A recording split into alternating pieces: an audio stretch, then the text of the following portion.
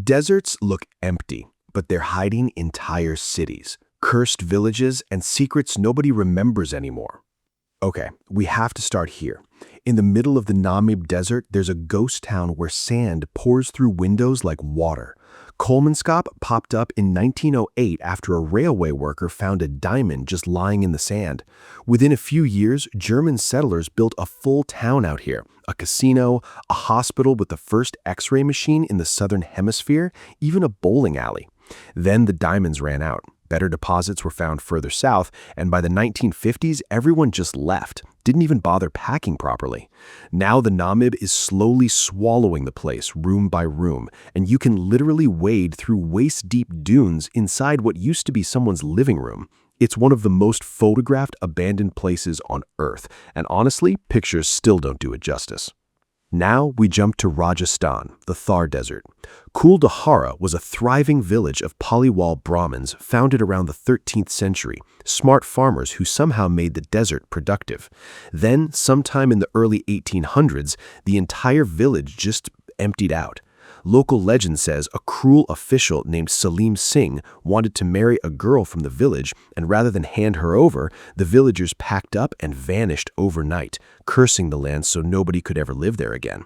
The real story's probably less dramatic. Dried up wells, brutal taxes, maybe even an earthquake, according to a 2017 geological study. Either way, no one has permanently resettled Kuldahara since. It's now a protected heritage site, and people still swear they hear things in those empty sandstone lanes after dark. Al Madam in the UAE. An hour outside Dubai's skyscrapers, there's a tiny row of houses being eaten alive by sand. Al Madam was built in the mid-1970s as government housing for Bedouin families settling out of nomadic life. It only lasted about 15 years. Most families were gone by the mid-1990s, likely driven out by brutal sandstorms and a lack of basic infrastructure like electricity. Now dunes spill straight through doorways and windows, burying furniture where it sat. Locals call it the buried village, and there's a whole mythology around jinn supposedly haunting the place. What I find wild is the contrast. You can practically see Dubai's skyline in the distance, and then this, a village losing a slow-motion battle with the desert. Chacabuco, Chile. Deep in Chile's Atacama Desert, the driest place on Earth, sits Chacabuco, and this one has a genuinely dark double life. It started in 1924 as a nitrate mining town, one of hundreds that popped up when saltpeter was basically liquid gold for fertilizer. Then Germany figured out how to make synthetic nitrate, the industry collapsed, and Chacabuco shut down by the late 1930s. That should have been the end of the story. But in 1973, after Pinochet's coup, the military turned this abandoned town into a concentration camp, holding around 1,800 political prisoners, doctors, professors, writers. To this day, there are reportedly around 98 unexploded landmines still buried around the perimeter from that era. A former prisoner actually returned decades later to live there and protect the site. It's one of the most haunting layered histories you'll find in any desert anywhere. Rhyolite, right on the edge of Death Valley. Rhyolite exploded almost overnight after gold was discovered in 1904. Within a few years, it had electric lights, a stock exchange, an opera house, even a train station. Some 5,000 to 10,000 people at its peak, depending who you ask. Then the 1906 financial panic hit, the gold played out, and by 1920, it was basically a ghost town. What's left now is genuinely eerie. A bank building with no roof, a house built almost entirely out of glass bottles, and weirdly, an outdoor art installation of ghostly plaster figures that a Belgian artist put up decades later. It's one of the most complete Mojave Desert ghost towns you can still walk through today. 6. Chinguetti, Mauritania. This one's deep in the Sahara, and it used to be one of the most important cities in Islamic world. Chinguetti was a major stop on the trans-Saharan trade and pilgrimage routes, and by some accounts, it's considered the seventh holiest city in Islam. It held enormous libraries of ancient manuscripts, mathematics, astronomy, law, medicine, some centuries old, still kept by local families. Half the old town has literally been swallowed by encroaching dunes. Sand has buried entire streets. Fewer than a few thousand people live there now, guarding these fragile manuscript collections against heat, humidity, and the desert itself. UNESCO's flagged the whole site as endangered, mostly because the Sahara just keeps advancing. Terlingua, Texas.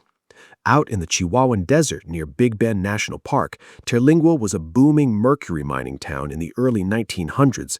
Cinnabar ore was everywhere. At its peak, it had a few thousand residents. Once mercury demand collapsed after World War II, the town basically emptied out. What's strange is what happened next. It never fully died. A small community of artists, off-gridders, and desert wanderers moved into the ruins, and now Terlingua's this odd hybrid, half-genuine ghost town with crumbling adobe buildings and an old cemetery, half-quirky living community famous for its annual chili cook-off. It's proof that abandoned and forgotten aren't always the same thing. Timna Valley, Israel. Now we're in the Negev Desert, and this one goes way back. We're talking ancient copper mining, dating to at least the 10th century BCE, some evidence pointing even earlier. For a long time, people linked these mines to King Solomon, hence the nickname Solomon's Pillars, though archaeologists are still debating exactly who ran the operation, likely the Edomites. What's left today are these massive natural rock formations carved by wind and water, ancient mine shafts you could actually walk into, and remnants of smelting camps. It's a genuinely strange feeling standing in a spot where people were pulling metal out of the ground 3,000 years ago in a landscape that looks almost Martian. Cerro Gordo, California. High up in the Inyo Mountains overlooking the Mojave, Cerro Gordo was a silver and lead mining boomtown in the 60s and 70s, actually one of the richest mines in California history, more valuable at points than some of the gold rush sites. It had thousands of residents, a red light district, and enough silver bullion running down to Los Angeles that some historians argue it basically funded LA's early growth. Once the ore ran thin, it faded fast. For decades, it sat mostly untouched, privately owned, until a fire destroyed some of its original buildings a few years back. It's still standing, still remote, and still one of the best-preserved silver boomtowns in the American West. Amboy, California. If you've ever driven old Route 66 through the Mojave, you might have driven straight through Amboy without realizing it was basically empty. It grew up around the railroad and the highway in the early 1900s, hit its peak when Route 66 was the main road west, and then got gutted when Interstate 40 bypassed it completely in the 1970s. Now it's essentially a private ghost town. One guy actually bought the entire town, including the iconic Roy's Motel and Cafe sign that's become a Mojave Desert landmark. A handful of people still live and work there, keeping the lights on for road trippers and photographers chasing that classic Americana in decay. 11. Fatehpur Sikri, India. Back to India, but this one's a genuine imperial city, not a village. Emperor Akbar built Fatehpur Sikri as his capital in the 1570s near the edge of the Thar Desert region. It's an architectural masterpiece. Sandstone palaces, massive courtyards, one of the largest mosque gateways in the world. And then, within about 15 years, Akbar abandoned it completely, most likely because the water supply couldn't sustain the population. An entire capital city built at enormous expense, walked away from in barely a generation. It's now a UNESCO World Heritage Site, remarkably intact, and walking through it feels like touring a city that's frozen mid-sentence. 12. Nabta Playa, Egypt. This one's not a town. It's older than towns as we usually think of them. Deep in Egypt's Sahara, southwest of Aswan, there's a set of stone circles that some archaeologists argue could be the oldest known astronomical monument on Earth, potentially predating Stonehenge by well over 1,000 years. Researchers date the megalith alignments to somewhere around 6,000 to 6,500 years old. The stones appear to track solstices and possibly star alignments, built by nomadic cattle-herding people during a wetter phase of the Sahara, before the whole region dried up into the desert we know now. The original stones have actually been moved to a museum in Aswan to protect them, so what's out there now is quieter than it once was, but the site itself is a genuine mystery still being debated. 13. Zzyzx, California. Yes, that's really how it's spelled. And yes, it's genuinely in the Mojave Desert.